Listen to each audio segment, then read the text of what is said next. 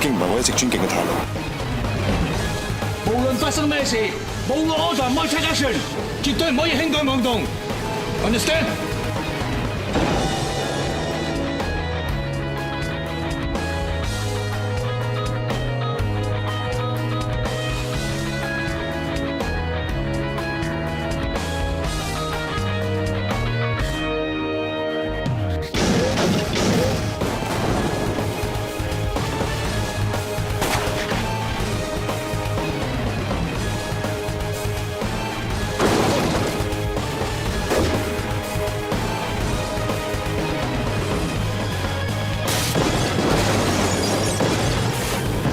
全部嘅嘢都係為咗自己。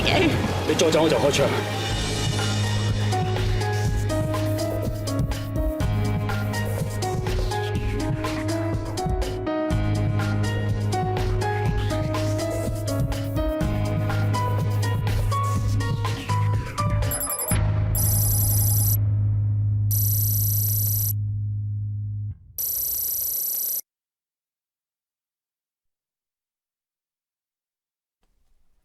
Alfred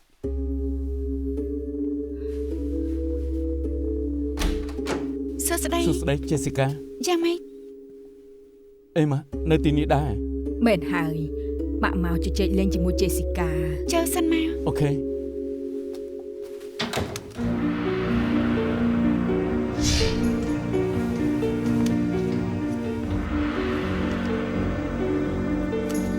អរគុណ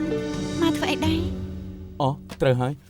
ថ្ងៃមុននាងគ្មានគ្រឿងអានកាតមិញខ្ញុំដើរកាត់ក៏ទិញមកឲ្យ អូខ្ញុំចេះតែនិយាយទៅទេតែអរគុណណា មិនអីទេ ខ្ញុំចេះទឹកឲ្យ អូខេម៉ាក់មករក Jessica ព្រោះបារម្ភពីបងហ៎ បងរបស់ឯងរាងកាយគីខ្សោយណាស់ម៉ាក់បារម្ភម៉ាក់ក៏មិនដឹងដែរថាត្រូវធ្វើយ៉ាងម៉េចទើបមកនិយាយជាមួយ Jessica ថាប្តឹងមេគីបានដែរទី ខ្ញុំប្រាប់អ៊ំស្រីហើយថាកុំប្តឹងខ្លាចមកគ្នាមិនចំកុំកង្វល់អីស្អែកខ្ញុំសុំលោកអ្នកអាចចូលទៅធ្វើការបើខ្ញុំនៅកន្លែងធ្វើការអ៊ំស្រីកុំបារម្ភអី សង្ឃឹមថាបងធំនឹងសហការមិនបង្ករឿងទៀត វិយុធីឆែកមើលប្រវត្តិពីអ្នកនេះស្អីរីកាខ្ញុំ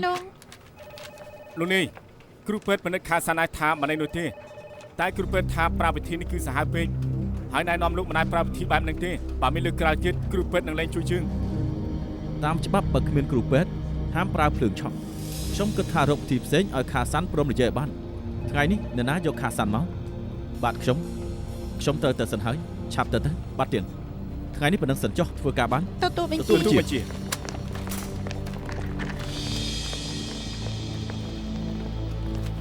នៅមិនទាន់ទៅវិញទេ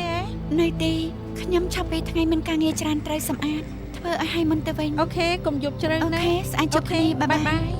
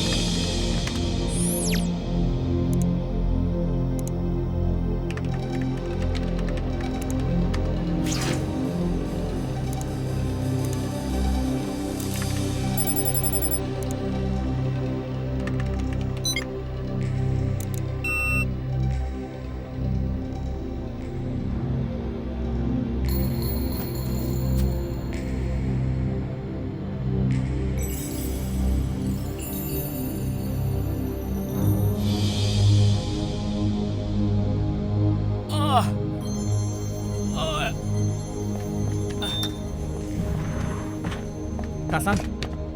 ចាំអីហើយឲ្យហៅគ្រូពេទ្យដែរទេ ជឺក្បាល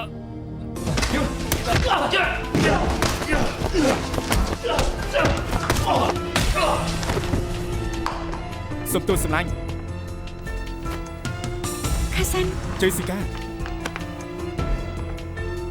ចាំមិនដែរ ខ ខ្ញុំហើយកុំព្យូទ័របានហើយកុំព្យូទ័រខ្នងគេទាំងអស់ត្រូវដោះឡុកកាមេរ៉ាសុវត្ថិភាពដាក់រូបខ្លាំងៗហើយនេះជាខេត្តការខ្លាំងៗបងចេញចូលបន្ទប់ណាក៏បានដែរ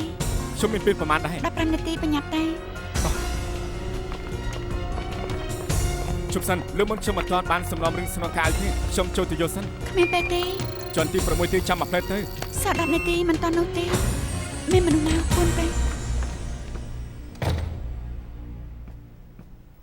នាងទេមិនសំឡេងខ្លាំងម្ល៉េះ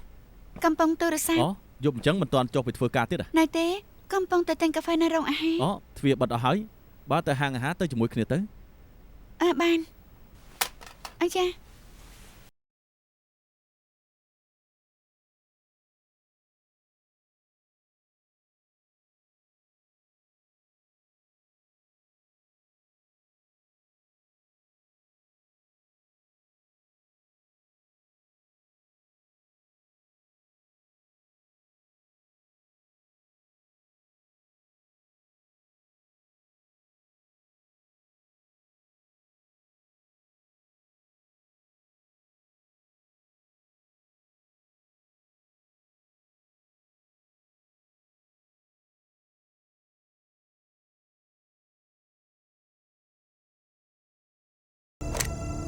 គិតហើយថាឯងមកជាមកទីនេះ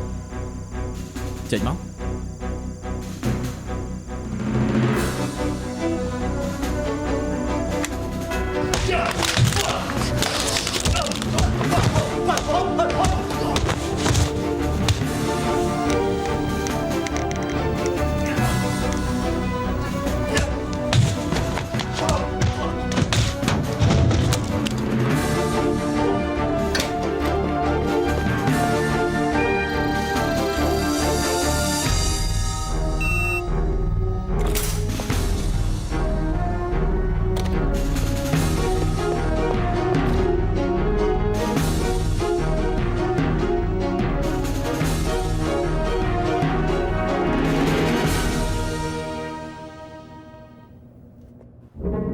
ខ្ញុំមិនចង់ចាប់ឯងទេស្ដាប់ខ្ញុំនិយាយឲ្យចប់ហើយខ្ញុំនឹងឲ្យឯងទៅ នាំខ្ញុំមកបន្ទប់លោកចង់ធ្វើអី ខ្ញុំធ្វើអ្វីទាំងអស់រស់ចង់ឲ្យឯងជួយខ្ញុំប្រាប់មេធំហើយខ្ញុំចង់ឲ្យឯងជាអ្នកស៊ើបហើយចាប់ដង្កូវក្នុងសាច់ឲ្យបាន ដង្កូវក្នុងសាច់ស្អីលោកនឹងឲ្យជឿដង្កូវក្នុងសាច់ ខ្ញុំជាដង្កូវក្នុងសាច់មេធំមុខជាមិនជឿជាក់លើខ្ញុំឲ្យខ្ញុំមកធ្វើការវិញទេ មេធំនៅពីកាយក្នុងលោកមែនទេ មិនមែនទេខ្ញុំស៊ើបដឹងថាហេតុអីបានជាពួកស្ដេចស្ទាំងដឹងរឿងសេះហៅលោកគ្រូមានរឿងខ្ញុំរកបានផុសតាំងឃើញថាក្នុងវ៉ាលីគ្រូវាងមានឧបករណ៍តាមដានហើយមើលតាមរូបភាពនៅក្នុងកាមេរ៉ានៅថ្ងៃហ្នឹងអ្នកដែលនាំលោកគ្រូវាងទៅបន្ទប់ស្នាក់នៅជាមួយនឹងវាងលីមានតែចេស៊ីកាចាងយ៉ាវនិងហ្វូហុងលៀនតែ3នាក់បានន័យថាដង្កូវក្នុងសាច់គឺម្នាក់ក្នុង3នាក់នេះខ្ញុំមើលតាមកាមេរ៉ាសុវត្ថិភាពនៅថ្ងៃហ្នឹងឃើញថាមានអ្នកគ្រប់គ្រងក៏បញ្ជាក់ថាតាមពិតថ្ងៃហ្នឹងអ្នកមានបំណងអាក្រក់លើលោកគ្រូវាងបានធ្វើឲ្យកណ្ដឹងបកាអសន្នរួចហើយពួកគេគ្រប់គ្រងកាមេរ៉ាសុវត្ថិភាពទើបមើលមិនឃើញអីហើយខ្ញុំក៏បានបញ្ជូនភស្តុតាងឲ្យមេធំមើលហើយពួកគាត់ក៏ដឹងថាខ្ញុំមិនមែនជាដង្កូវក្នុងសាច់ក៏ឲ្យខ្ញុំវិលមកធ្វើការវិញ គិតថានេះជាបែបនេះខ្ញុំជឿលោកហ៎ នេះឯងលោកនេះឲ្យនិយាយត្រូវដេចគុណ ខ្ញុំនឹងមេធំពិនិត្យមើលភស្តុតាងឲ្យហើយបានឲ្យលោកនេះឲ្យវិលមក ATF ឲ្យពេលចាប់ដង្កូវក្នុងសាច់ក្នុងពេល2ខែរឿងរបស់លោកគ្រូវាងលោកនេះឲ្យធ្វើតាមវគ្គធ្វើតាមឃ្លាមិនមែនជាដង្កូវក្នុងសាច់ទេខ្ញុំរាយការណ៍ទៅថ្នាក់លើហើយចូលទៅនិយាយគ្នាខាងក្នុង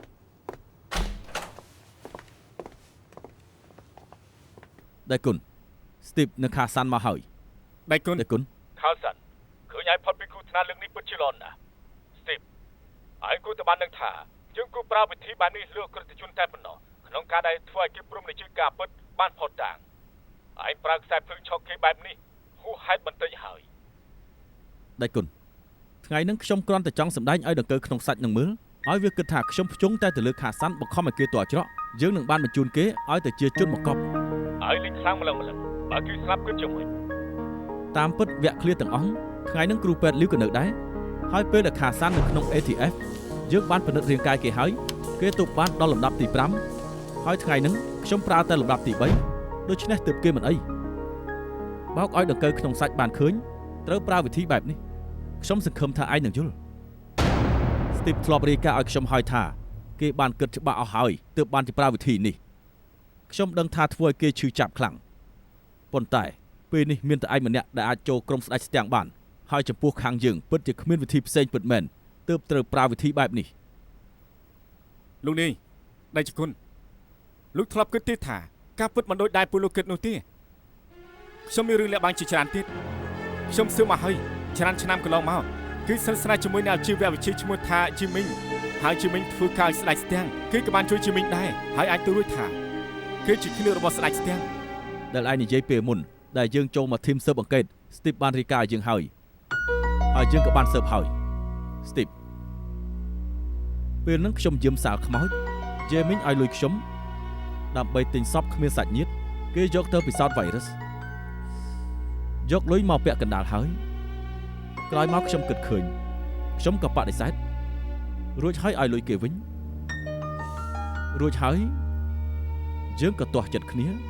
ហើយក៏មិនបានជួបគ្នាទៀតទេវាជាកំហុសតែម្ដងគត់តាំងពីខ្ញុំធ្វើការមកមែនការពិតរឿងនេះចាត់ទុកថាគឺជាកំហុសតែក៏បានផលប្រយោជន៍ដែរទើបធ្វើគ្រប់ព្រីក៏បានឃើញវាលុបលាងកំហុសរបស់គេបានហើយដៃគុណដង្កូវក្នុងសាច់នឹងមុខជា Jessica ពូហុងលៀងយ៉ាងយ៉ាវម្នាក់ក្នុង3នាក់នេះខ្ញុំមានគម្រោងធ្វើឲ្យពួកគេសារភាពការពិតមិនមែន Jessica ទេពេលនឹងឯងរបួសគេបារម្ភពីឯងណាខ្ញុំក៏គិតថាមិនមែនជានាងពេលនេះសល់តែហ្វូហុងលៀងនិងយ៉ាងយ៉ាវ2នាក់នេះខាលសាន់តាមបទពិសោធន៍របស់ឯងមានភាពសមរម្យដែលអាចចូលជាមួយនឹងក្រុមស្ដេចទាំងខ្លាំងបានមិនថារូបអ្នកដែលធ្វើបាបឯងឬមួយក៏ជួយពួកយើងក៏ដោយសង្ឃឹមថាព្រមទទួលភារកិច្ចលើកនេះជាភ្នាក់ងារសម្ងាត់ឲ្យពួកយើងចុះតើជល់ព្រមដែរទេ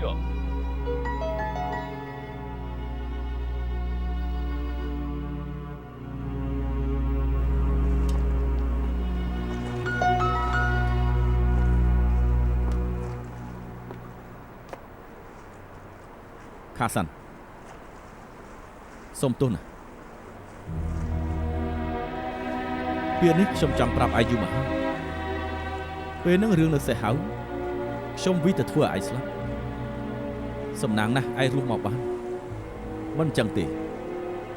ខ្ញុំមុខជាមានអារម្មណ៍ថាខុសអស់មួយជីវិតហើយចោះព្រមលិខិតបានកំណត់ធ្វើឲ្យអត់បានទេដែលទាញឯងមកធ្វើព្រោះខ្ញុំសង្ឃឹមថាឯងជួយយើងបោះសម្អាតពួកស្ដេចស្ទាំងបានដែលឯងត្រូវគ្រាប់ទើបមិនអាសាផងដែលខ្ញុំបង្ខំឲ្យឯងប្រាប់ឈ្មោះអ្នកដែលជួយឯងតាមពិតខ្ញុំគ្រាន់តែសម្ដែងឲ្យដង្កូវក្នុងសាច់មើលអ្នកណាជាអ្នកជួយឯងនោះមិនសំខាន់នោះទេព្រោះគេប្រហែលជាមិនមែនពួកស្ដេចស្ទាំងទោះជាមែនគេក៏មុខជាក្បត់ស្ដេចស្ទាំងលោកទីឈុតដែរតា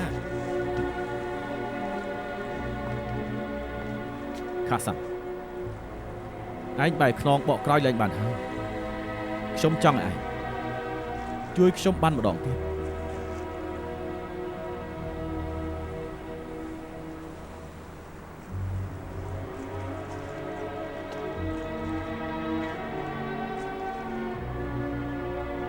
ខ្ញុំគ្មានជំរឿនទេ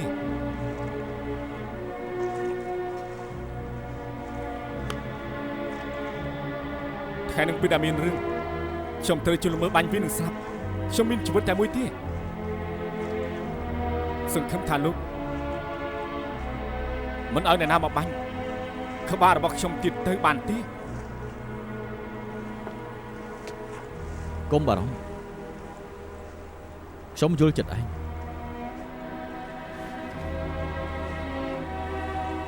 ខ្ញុំនឹងជួយលោក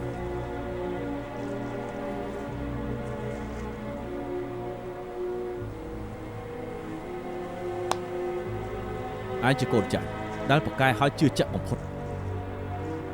ឯងត្រូវរួមដៃជាមួយអ្នកដែលជួយឯងទេឲ្យពួកឯងយល់ចិត្តគ្នាខ្ញុំជឿមិនឯងលើកដំបូងណាដឹងហើយថាគូធ្វើបែបណាខ្ញុំថាអ្នកដែលជួយឯងលើកនេះជា Jessica ត្រូវទៅសម្ដែងល្ខោនគៀបនាងបន្តិចហើយណាកុំបារម្ភអីខ្ញុំមិនលេងខ្លាំងហួសពេកទេខ្ញុំយល់សមាជិកភាពរបស់ឯងមានតែឯងខ្ញុំលោកស្នងការនិងដៃគុណ4នាក់ដែលដឹងមិនអាចឲ្យ Jessica ដឹងបានទេភារកិច្ចរបស់ឯងលើកនេះមានសម្ពាធជាងលើកមុនណាស់សង្ឃឹមថាឯងទប់ទល់បានកុំបារម្ភអីខ្ញុំដឹងហើយ ចូលពួកស្ដេចស្ទាំងបានឬមិនបានខ្ញុំសូមដាស់តឿនថាប្រយ័ត្នខ្លួនតិចណា មើលស្ថានភាពសិនពេលខ្ញុំបានដំណឹងថ្មីនឹងតាក់ទងមកលោក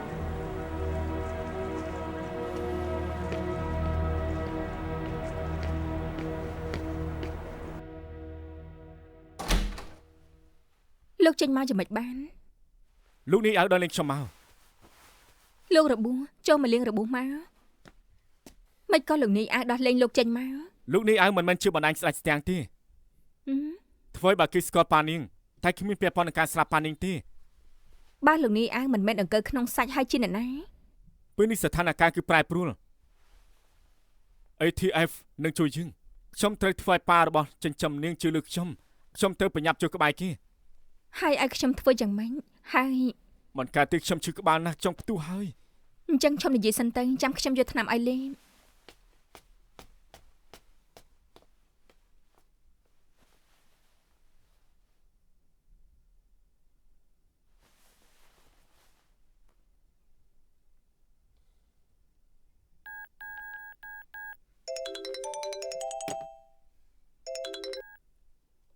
អាឡូអ្នកណាគេ Jessica គឺខ្ញុំណា ខាសាន់លោកណៃណា ខ្ញុំចេញមកហើយកុំអារម្មណ៍អី ហើយពេលនេះលោកណៃណាមិនខ្ញុំបែរតែមិនឃើញលោកហើយលោករកផាតាំងឃើញទេមិនមែននិយាយពេលនេះមានសុវត្ថិភាពទេ ខ្ញុំមានសុវត្ថិភាពកុំអារម្មណ៍អីខ្ញុំមិនអីទេ ហើយពេលនេះលោកណៃណាទេ ប្រាប់អត់បានទេខ្ញុំមានសុវត្ថិភាពល្អណាស់ សូម្បីតែខ្ញុំក៏ប្រាប់មិនបាននេះលោកមិនជឿចិត្តខ្ញុំទេ មិនមែនខ្ញុំមិនជឿចិត្តនាងទេតែស្ថានភាពប្រែប្រួលដែលខ្ញុំធ្វើគឺដើម្បីសុវត្ថិភាពនាង ស្ថានភាពប្រែប្រួលយ៉ាងម៉េចខាសាន់លោកមិនប្រាប់ខ្ញុំកាន់តែបារម្ភណាស់ពេលនេះលោកណៃណាខ្ញុំទៅរកលោក នាងត្រូវតែជឿខ្ញុំណាកុំមករកខ្ញុំអីបើទំនេរចាំខ្ញុំទៅរកបាយ ខាសាន់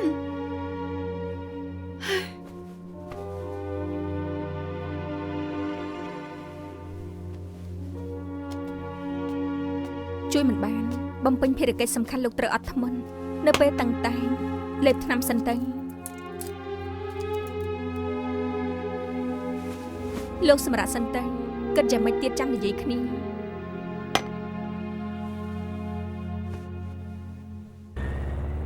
ខាសាន់វាយលីអូហើយគេក៏រត់បាត់គេជាអ្នកខុសហើយអ្នកណាទៅជឿថាគេមិនខុសត្រូវលោកនេះឲ្យឆក់ខ្សែភ្លើងម្លឹងបើមិនរត់មានតែស្លាប់ បានអង្កើក្នុងសាច់គេជឿលោកនេះឲ្យពិតមែនគេរត់ក៏ត្រូវដែរ សម្រាប់ថាអ្នកណាល្អអ្នកណាអាក្រក់ទៅ រញ៉េរញ៉ៃពិតមែនរឿងសេពហៅនៅមិនទាន់ចប់ទេស្នងការនឹងមេធំក៏ស្ងាត់ជ្រាបមិនដឹងថាគិតយ៉ាងម៉េចទេ Alfred លីអូយ៉ាងម៉េចដែរ បងធំលេងដៃធ្ងន់ណាស់លីអូក្រីកเปิดថាបញ្ជូនទៅពិនិត្យនៅមន្ទីរពេទ្យត្រូវហើយឯណា Jessica កំពុងជួបលោកនាយឯង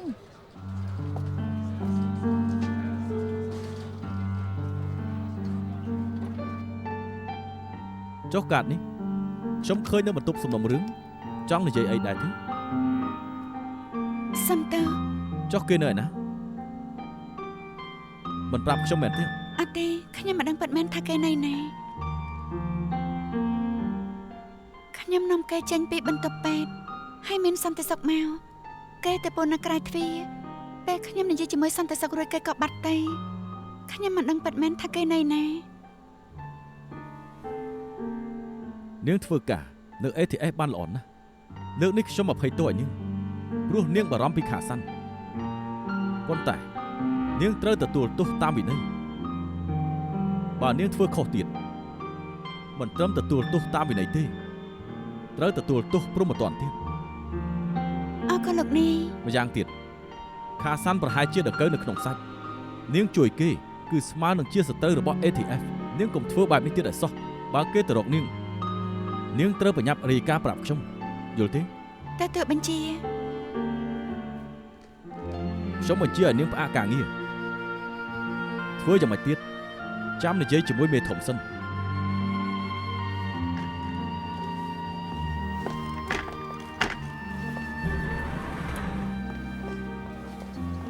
្រប់គ្នាដឹងហើយថាមានរឿងអី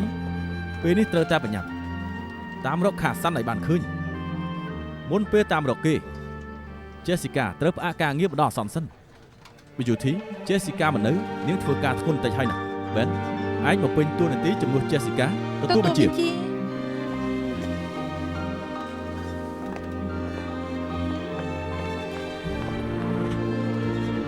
បាទការងារមកចាត់ថាចូលដៃចូលជើងជាមួយគេ ចូលដៃជើងមិនដឹងទេតែនាងត្រូវគេបោកនាងត្រូវខាសាន់បោកដូចជាពួកយើងដែរហ្នឹងតាមពិត Jessica មិនគួរធ្វើអញ្ចឹងទេពិតជាមិនព្រមធ្វើទេ ហើយពេលនេះលោកណៃណា អ្នកត្រូវខាសានបោកដូចជាពួកយើងដែរ សូម្បីតែខ្ញុំក៏ប្រាប់មិនបាននេះលោកមិនចេះចិត្តខ្ញុំអី ការពិត Jessica មិនគួរធ្វើអញ្ចឹងទេពិតជាមិនព្រមធ្វើទេ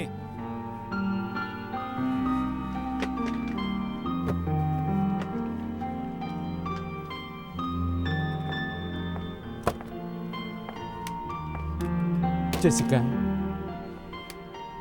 កាត់អីអត់ អត់ទេ យប់មិញនាងជួយបងធំរត់ចេញក៏ត្រូវលោកនាងឲ្យផ្អាកការងារនាងល្ងងណាស់នាងមិនគួរជួយគាត់ទេគាត់ធ្វើឲ្យនាងលំបាកហើយក៏រត់ទៅឲ្យនាងទទួលខុសត្រូវតែម្នាក់ឯងមិនសមសោះ មិនមែនសមឬមិនសមទេខ្ញុំជួយគេបានក៏ចង់ជួយក៏ຕົកហើយថាត្រូវតែបែប បើនា នេះ ងជួបគាត់ផ្ដាំប្រាប់គាត់ផងគាត់រត់បានតែកិច្ចពីទូមិនបានទេបើគាត់មិនមកជំរះរឿងនេះគេកាន់តែសង្ស័យហើយ ខ្ញុំមិនដឹងទេថាគេនៅណា មិនថាមិនដឹង គេមិនព្រមប្រាប់ខ្ញុំក៏ដូចលោកនឹងរកគេមិនឃើញ មិនក៏អញ្ចឹងនាងជួយគាត់ចេញគាត់មិនប្រាប់ថាទៅណាអញ្ចឹងហ៎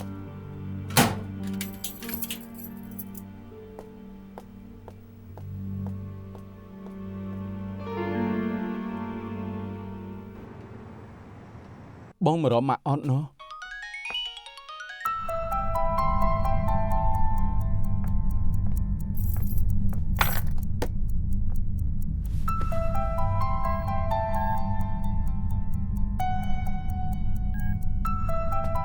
ឯងធ្វើអីនឹងមើលទូរស័ព្ទម៉ាក់ធ្វើអី មើលបងទៅមករកម៉ាក់អត់ម៉ាក់ខ្ញុំសួរបន្តិចបងមានមករកម៉ាក់ទី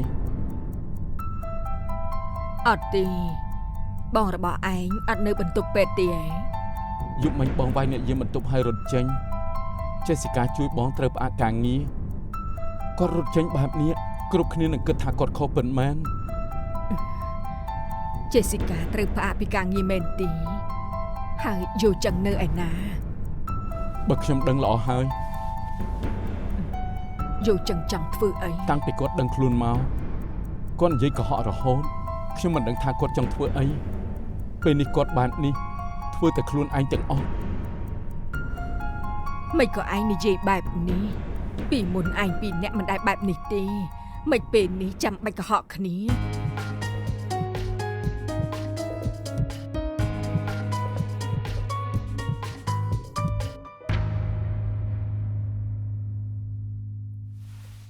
កុហកគ្នានរណាកុហកនរណាបងឲ្យម៉ាក់ជួយអីមិនទីឲ្យកុហកខ្ញុំហ៎ កុំឲ្យអ្នកណាឃើញជាពិសេសគឺ Alfred អត់ទេម៉ាក់អត់ដឹងអីទេ ម៉ាក់កុំគិតថាកុហកខ្ញុំនឹងជួយបងបាននោះពេលនេះប៉ូលីសហុងកុងកំពុងតាមចាប់គាត់ ហើយ Jessica ដឹងទេថាគេនៅឯណា នាងក៏មិនដឹងម៉ាក់បើម៉ាក់ដឹងថាបងនៅណាម៉ាក់ត្រូវបញ្ញាប្រាប់ខ្ញុំណា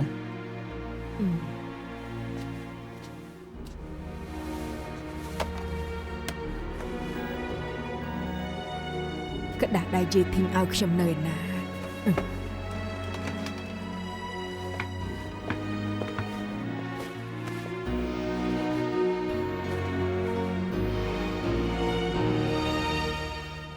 គិតទម្លាក់ខ្លួនយូរប៉ុណ្ណា មិនដឹងទៅបើរឿងនេះចប់បានពេលណាវានឹងចប់បើនៅមិនទាន់ចប់រឿងនេះទេមួយជីវិតខ្ញុំនេះមិនអាចមកវិញទេ សុំទោសដែលធ្វើឲ្យលំបាក ខ្ញុំចូលចិត្តប្រាប់ខ្លួនឯងថាកុំទៅខ្វល់រឿងរបស់នាងតែខ្ញុំនេះវិចិត្រទូនរាល់លើកមិនដឹងថាធ្វើយ៉ាងម៉េចទេចង់ក្រោយក៏ត្រូវបែបហ្នឹង ឯងមិនបាច់លាក់ខ្លួនក៏បានដែរឯងប្រាប់គ្រប់យ៉ាងដែលឯងដឹងហើយពួកវាលេងរវល់ជាមួយឯងហើយក ុំនិយាយលេងណាពួកវាមិនមែនជាមនុស្សល្អទេបើខ្ញុំដឹងទៀតនោះវាសម្រាប់ខ្ញុំជាមិនខានហើយម្យ៉ាងទៀតបើខ្ញុំទៅហើយលេខទូរស័ព្ទអ៊ីមែលខ្ញុំគឺដូរឲ្យអស់មិនចាំបាច់តាមរកខ្ញុំទេចាំខ្ញុំតាក់ទងមកនឹងខ្លួនឯងមិនមែនទេពួកនឹងគឺសាហាវណាស់ ខ្ញុំមកជាមិនបានជួបនឹងទេ សុំទោសណាចៃតង់ថៃខ្លួនផង នាងគួរតែប្រយ័ត្នខ្លួនផងខ្ញុំសូមបញ្ជាក់ណាឈប់រវល់ជាមួយនឹងពួកគេទៅខ្ញុំទៅហើយណាខ្ញុំមិននៅនាងគួរតែប្រយ័ត្នខ្លួន ឯងនៅឬមិននៅខ្ញុំក៏ប្រយ័ត្នខ្លួនស្រាប់ហើយ ទៅហើយ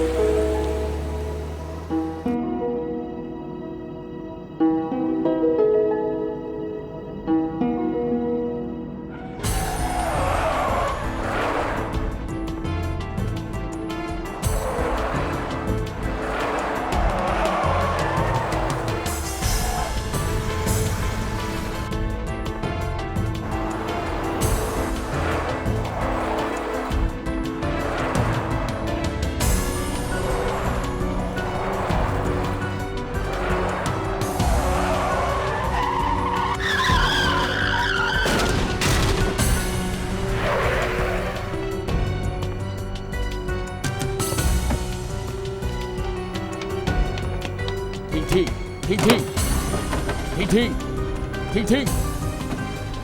โอ้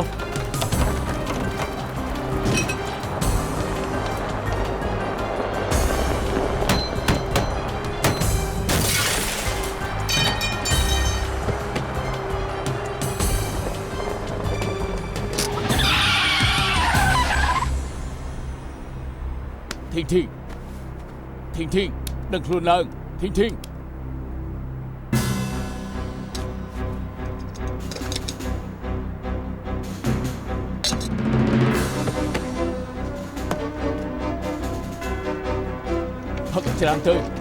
ច្រើនទៅ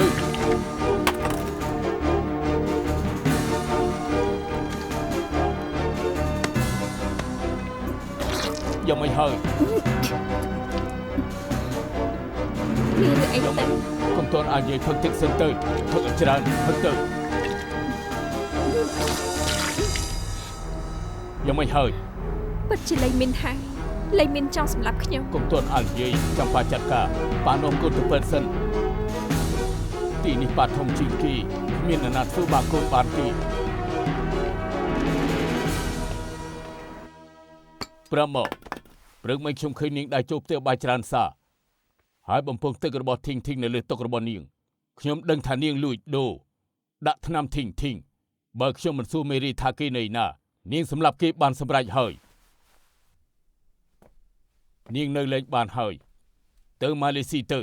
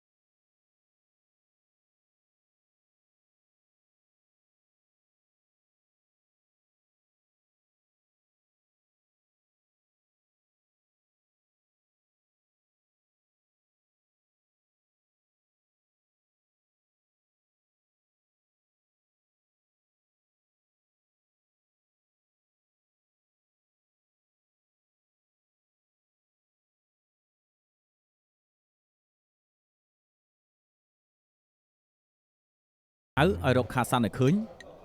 រកឃើញហើយតើយ៉ាងម៉េចឲ្យចាប់គេហ៎គេជាមិត្តយើងណាដឹងហើយបញ្ជារបស់លោកនាយអៅឯងមិនធ្វើតាមទេហ៎ចាប់គេក៏មិនបានហើយពិបាកណាស់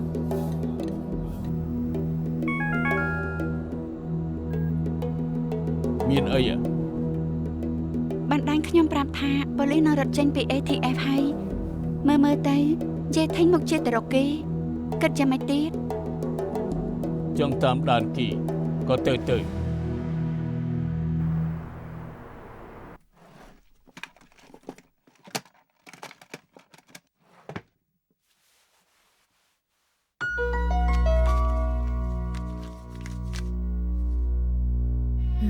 លាក់នៅត្រង់នេះទេ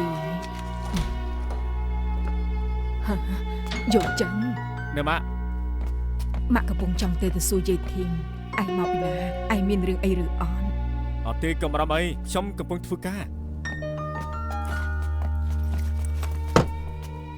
ឯងធ្វើភ្នាក់ងារសម្ងាត់ទៀតហើយយេ មិនមែនទេអ្នកងារស្ងាត់អីទៅ មិនក៏ថាមិនមែនម៉ាក់ថាពិតមែនតែឯងគ្រាន់តែមិនចង់ឲ្យម៉ាក់ដឹង ប្រាប់ថាមិនមែនទេម៉ាក់មិនចាំបាច់បារម្ភឡើយម៉ាក់ឲ្យខ្សែដៃនេះមកខ្ញុំហើយណាខ្ញុំត្រូវតែគ្មានគ្រូថ្នាក់ទេចាំទុកណាកុំប្រាប់អ្នកណាថាបានជួបខ្ញុំឲ្យសោះហើយកុំត្រួយជាធីងអូខេ ហាមនិយាយរឿងឯងជាមួយយាយធីងមែនទេម៉ាក់ដឹងហើយ ហើយបើជាសិកាឬពូនប្រុសសួរពីខ្ញុំអីម៉ាក់កុំប្រាប់អីណាយល់ទេ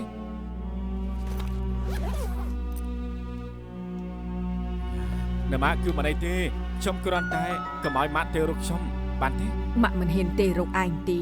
អាចជាឆែកមើលទូរស័ព្ទរបស់ម៉ាក់រហូតនោះអី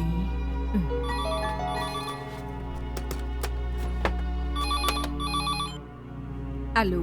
ម៉ាក់ខ្ញុំចេញទៅធ្វើការហើយនៅក្នុងខុនដូម៉ាក់អាចចេញទៅហូបទៅឬក៏មកញ៉ាំបាយខាងក្រៅ អាចជានៅខាងក្រៅមិញអូម៉ាក់ដាំបាយហើយឯងតែភ្លើកែងទិញជ្រូកខ្វែងតិចមក បាន ឲ្យលឿនទៅប្អូនកំពុងមកទៅ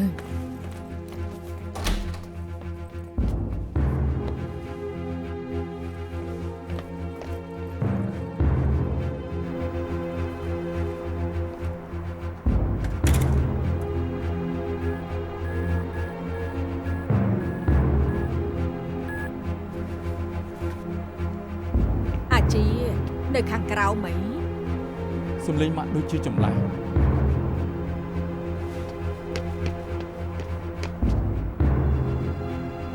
បងធំពិតមែន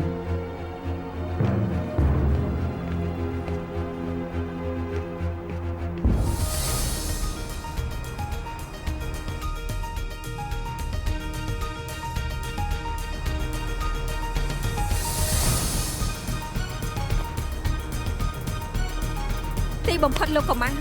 យេធីង នេះគេកំពុងមើលជើង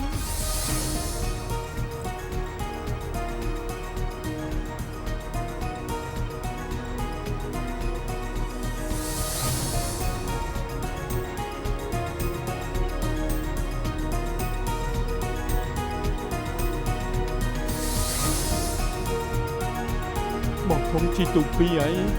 ចេះក្បត់ជាសិកម្មតែកាយលោកយាយមើលទៅធីងស្រឡាញ់គេពិតមែន លេលខានទេដឹង តាមទៅមើលទៅល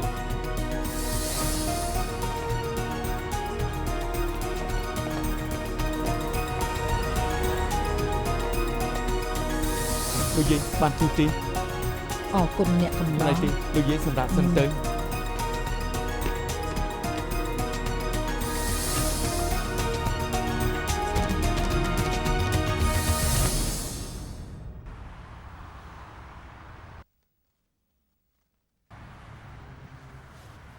លោកប៉ាស៊ើបតតែដឹងថាខ្ញុំជួយលោកទើបខ្ញុំយកលេសថាខ្ញុំស្រឡាញ់លោកទើបគាត់ព្រមជឿមិញពួកគាត់តាមដានខ្ញុំពេលនេះខ្ញុំជួបលោកក៏ត្រូវសម្ដែងលក្ខណៈបំផន់ភ្នែក ខ្ញុំខំតែគិតថាខ្ញុំមានមុនស្នេហ៍តា លេងល្ខោនត្រូវលេងឲ្យបានល្អខ្ញុំចង់បោកពួកគាត់ឲ្យជឿ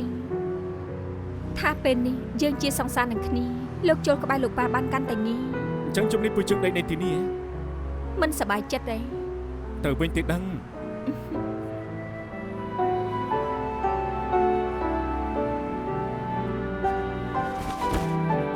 លេងលខោនចុះបាយឃ្លានណាស់នេះ មានមីចាំខ្ញុំទៅធ្វើឲ្យញ៉ាំ មិនចាំបាច់ទេខ្ញុំធ្វើខ្លួនឯងក៏បានដែរនាងចាំតែញ៉ាំខ្ញុំធ្វើឲ្យចុះ មិនរំខានលោកទេមែនហើយអាលីងអត់នៅច្រើនថ្ងៃខ្ញុំដេកបន្ទប់គេហើយលោកដេកបន្ទប់ខ្ញុំចាំខ្ញុំដូរកម្រាលឲ្យ ពួកគេនៅជាមួយគ្នាហើយជឿហើយនៅតោះទៅ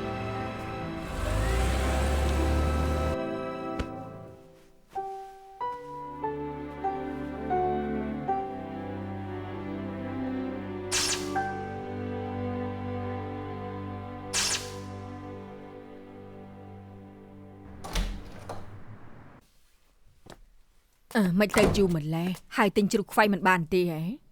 អត់បានទៅទិញទេម៉ាក់ខ្ញុំស៊ូនតិចមិញបងធំមកមិនទេម៉ាក់ឲ្យខ្ញុំទៅទិញជ្រូកខ្វៃដើម្បីពន្យាពេលមិនឲ្យខ្ញុំជួបបងធំមិនទេមិនឆ្លើយគឺមិនហើយខ្ញុំប្រាប់ម៉ាក់ណាមិញខ្ញុំជួបគាត់នៅខាងក្រោម នេះឯង ខ្ញុំតាមគាត់ទៅតែតាមមិនទាន់គាត់មកធ្វើអី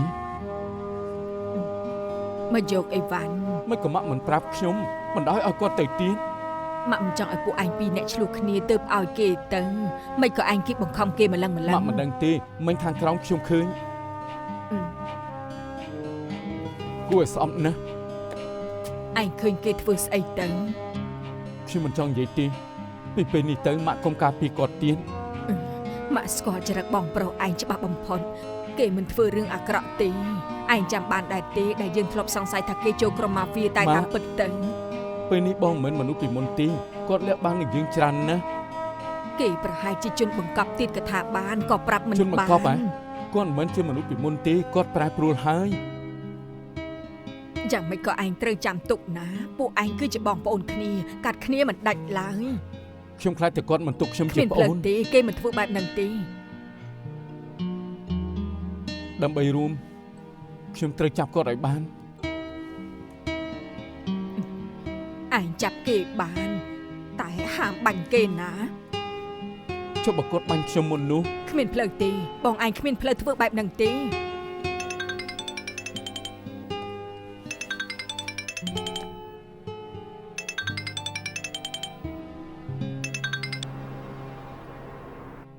ឲ្យមកបញ្ញាមានការអី នៅ ATF ពេលនេះយ៉ាងម៉េចហើយមានដំណឹងខាសាន់ដែរទេ ក្រោយពីគាត់បាត់ទៅគ្មានតាក់ទងនឹងនាងទេហ៎ តាក់តងតែរកខ្ញុំម្ដងប្រាប់ខ្ញុំថាគេមានសុវត្ថិភាពទេខ្ញុំសួរថានៅណាគេក៏មិនប្រាប់ហើយក៏ដាក់ទៅ គេឈួតហើយនាងគិតថាគាត់ធ្វើអី បានន័យថាមិនគិតចង់ធ្វើអីលោកតែដឹងអីមក សរុបទៅកុំខ្វល់ពីគាត់ទៀតកុំជឿគាត់ទៀត ហេតុអីបានន័យថាយ៉ាងម៉េចទៅ Alfred លោកមានរឿងអីប្រាប់ខ្ញុំមកគេយ៉ាងម៉េចដែរគេមានរឿងអី យើងបាច់បារម្ភពីគាត់ទេគាត់ទៅជាមួយយេធីងហើយ អ្នកសារព័ត៌មានហ្នឹងឯង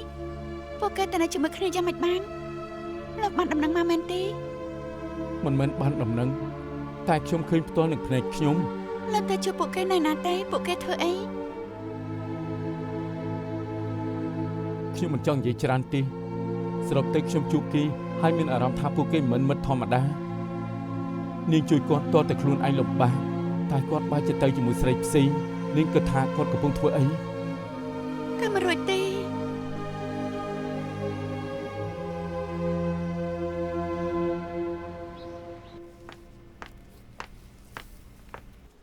អរុនសួស្ដីពិសាបាយព្រឹកហើយនៅខ្ញុំទិញមកផ្ញើ អារម្មណ៍ល្អទាំងព្រឹកណោះ មិនក៏ដឹង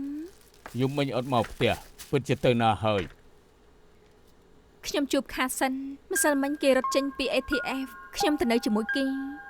គេរត់ចេញមកប៉ូលីសច្បាស់ជាតាមចាប់គេមិនចាំបាច់កុំទៅរវល់ជាមួយគេបើ ATI តាមចាប់កូនធ្វើឲ្យអង្គការរបស់យើងលំបាកដែរណា ខ្ញុំដឹងថាលោកប៉ាបារម្ភពីអី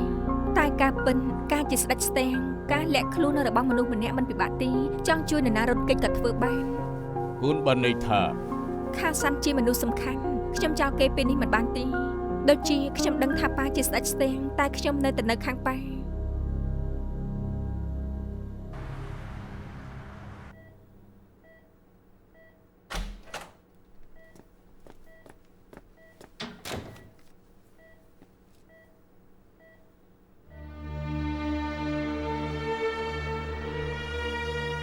ការតបស្នងហើយ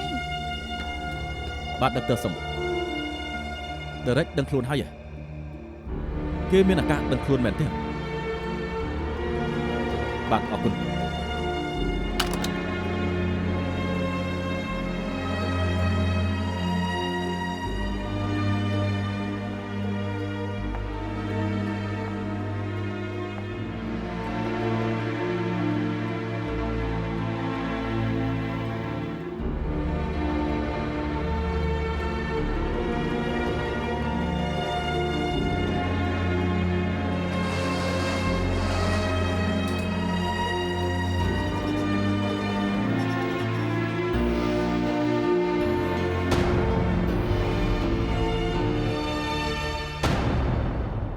មន្ទីរពេទ្យបានប្រាប់ថាជំងឺរបស់ Derek បានធូរហើយពេទ្យប្រាប់ថានឹងសាកវះកាត់មើលបើវះកាត់បានសម្រេចគេនឹងដឹងខ្លួនដល់ពេលហ្នឹងយើងធ្វើការសួរចម្លើយនឹងបានដឹងថាអ្នកណាជាមេខ្លោងស្ដេចស្ទាំងប៉ុន្តែមានតែមន្ទីរពេទ្យខួរក្បាលមួយគត់ដែលអាចវះកាត់គេបានកំឡុងពេល2ថ្ងៃនេះខ្ញុំផ្លាស់មន្ទីរពេទ្យឲ្យគេតែពេលផ្លាំងអាចត្រូវវាលុបសម្លាប់បានណាមែនហើយវាមិនបន្ថយហួសហេតុពេកទេពិតមែនស្ដេចស្ទាំងត្រូវបិទមាត់ Derek វាមិនចង់ឲ្យ Derek ដឹងខ្លួនទេប៉ុន្តែយើងត្រូវតែប្រញាប់ធ្វើឲ្យគេដឹងខ្លួនលោកនាយអាចមានផែនការយ៉ាងម៉េច ខ្ញុំសាកបន្ថយមើលខ្លះគេទៅពេលមានមនុស្សតិចបំផុតខ្ញុំរៀបចំគម្រោងហើយ Lauren នាំកម្លាំងមកក្រុមសម្អាតដែនដីមន្ទីរពេទ្យខួរក្បាលខ្ញុំតាក់ទងក្រសួងសុខាភិបាលហើយពួកគេត្រៀមផ្លូវពិសេសឲ្យយើងពេលនឹងធីមវាយលុកធ្វើការការពារពេលយក Derek ឡើងឡានហើយធ្វើការការពារតាមផ្លូវតួនាទីម្នាក់នៅក្នុងតារាងនេះហើយ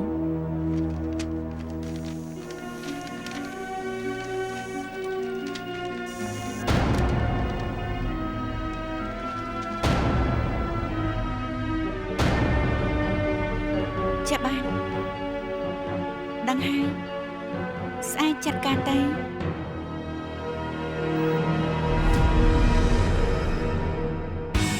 維護這場景，